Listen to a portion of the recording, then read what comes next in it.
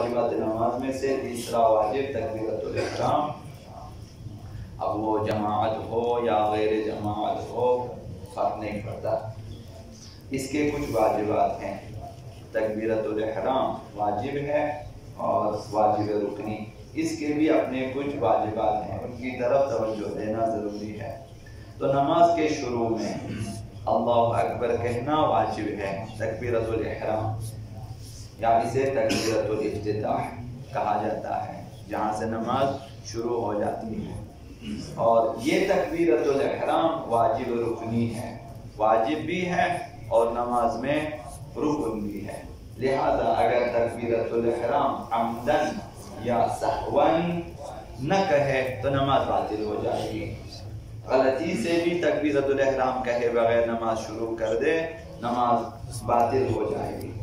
اگر عمدن زیادہ کر لے، جان بوجھ کر ایک تکبیر زیادہ کہے تکبیرۃ الاحرام، تب بھی نماز باطل ہو جائے گی۔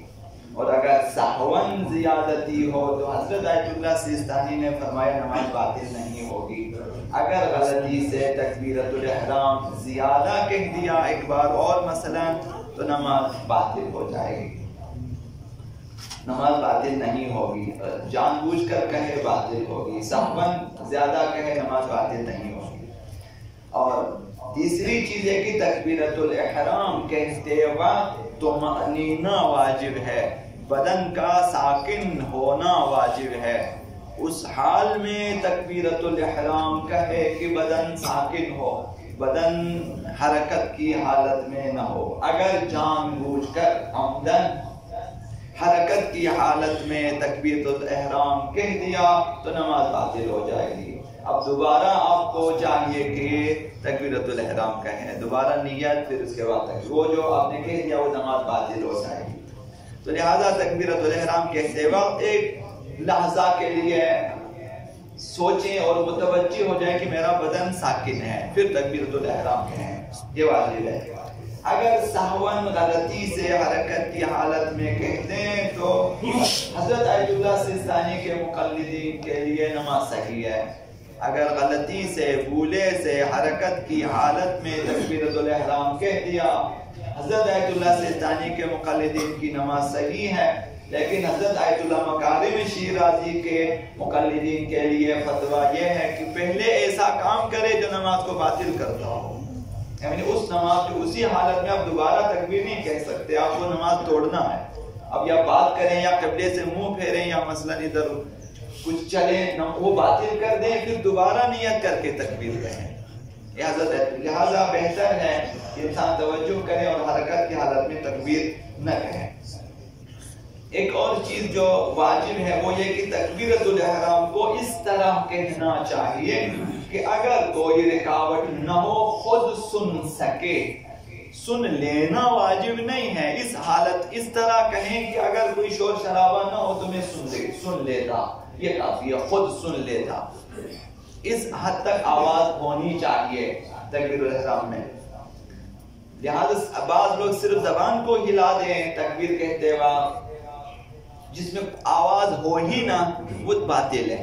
تو آواز ہونی چاہیے، اور اتنی آواز ہونی چاہیے کہ خود سن سکے اگر کوئی رکاوٹ وغیرہ نہ ہو تو۔ اور تکبیرۃ الاحرام کہنے میں موالات بھی واجب ہے۔ موالات یعنی پی در پی انجام دے۔ ایک حروف میں موالات واجب ہے، اللہ اکبر کے حروف میں، دوسرا کلمات میں واجب ہے۔ دو کلمے ہیں اللہ اور اکبر، ان دونوں کو پی در پی کہیں، اللہ اکبر، بیچ میں فاصلہ نہ ڈالیں، اللہ کہہ کر فاصلہ دیں، پھر اکبر کہیں، وہ تکبیر باطل ہو جائے گی۔ لہذا دونوں کلمات کو بلا فاصلہ کہہ دیں۔ اور حروف میں بھی موالات ضروری ہے کہ اللہ میں جتنے حروف ہیں ان میں فاصلہ نہ ڈالیں، ال کہیں پھر رک جائیں، پھر لا کہیں، پھر ہا کہیں، پھر توڑ کے، یہ جائز نہیں ہے۔ حروف میں بھی موالات واجب ہے اور دونوں کلمات کو بھی پی در پی پڑھنا چاہیے، یہ بھی واجب ہے۔ اور دونوں کلموں کو صحیح عربی میں، فصیح عربی میں کہنا واجب ہے۔ تو عربی میں بھی غلط نہیں ہونی چاہیے۔ ابھی اللہ کے شروع میں حمزہ ہے، آپ اسے عین میں تبدیل کریں تو غلط ہے۔ اکبر کے شروع میں حمزہ ہے، اسے عین میں تبدیل کر کے اکبر کہیں غلط ہو جائے گی۔ اور اسی طرح اللہ کے آخر میں ہا ہے، ہا کو ہا سے تبدیل کریں باطل ہو جائے گی، کاف کو گاف سے تبدیل کریں باطل ہو جائے گی۔ تو لہذا حروف کو جو ہے جس طرح عام فصیح عربی میں کہ سننے والے کو پتا چلے کہ اس نے اللہ کے حروف کو صحیح ادا کیا ہے، اب اسے پر پڑھنا، تفخیم و ترقی یہ واجب نہیں ہے۔ کبھی جو ہے لام کو پر پڑھنا ہے، را کو پر پڑھنی، یہ ضروری نہیں آپ را کو باریک پڑھیں پر پڑھیں، یہ تجویدی قواعد ہیں، بہتر ہے، لیکن نماز میں واجب نہیں ہے۔ لیکن حروف کی ادائیگی ضروری ہے، حمزہ ادا ہو، لام ادا ہو، ہا ادا ہو، کاف ادا ہو، را ادا ہو جائے۔ تو یہ فصیح عربی میں کہنا واجب ہے۔ کسی بھی زبان میں اس کا ترجمہ پڑھنا صحیح نہیں ہے کہ انسان اردو میں، فارسی میں یا کسی بھی زبان میں یا اس کا متبادل عربی میں پڑھے، تب بھی جائز نہیں ہے۔ انہی دونوں کلمات کو ہی پڑھنا چاہیے، اللہ اکبر۔ اب اسے تبدیل نہیں کر سکتے کسی عربی کلمے سے، کسی مطلب فارسی کلمے سے، یا کسی مثلا اردو کے کلمات سے، یا ان کا ترجمہ کسی زبان میں، یہ جائز نہیں ہے۔ تو لہذا نماز کے کچھ عربی چیزیں ہوتی ہیں، زیادہ نہیں ہے نماز میں، 29-30 جملے ہیں ٹوٹل نماز میں، اس سے زیادہ نہیں، چھوٹے چھوٹے جملے پورے نماز میں کسی کے پاس بھی جا کر 1-2 دن میں سیکھ سکتے ہیں، کہ صحیح حتی ترجمہ بھی سیکھ سکتے ہیں چند دنوں میں۔ ان 29-30 کلمات سے زیادہ نہیں ہے نماز میں، باقی تکراری ہے ان میں، سبحان اللہ تکرار ہے، الحمدللہ تکرار ہے، الرحمن تکرار ہے، الرحیم تکرار ہے۔ لہذا واجب ہے ہر کسی پر، ہر بالغ و عاقل شخص پر واجب ہے کہ اپنی نماز کی قراءت کو سیکھ لیں۔ حمد سورہ، ایک سورہ سیکھیں، ایک سورہ حمد سیکھ لیں، اور تشہد سیکھ لیں، سلام اور تسبیحات اربعہ سیکھ لیں، اور ذکر رکوع، ذکر سجود، قصہ ختم۔ یہ چند جملات ہیں، انہیں سیکھنا واجب ہے۔ واجب اذکار کا سیکھنا واجب ہے، ان کی قراءت صحیح کرنا واجب ہے۔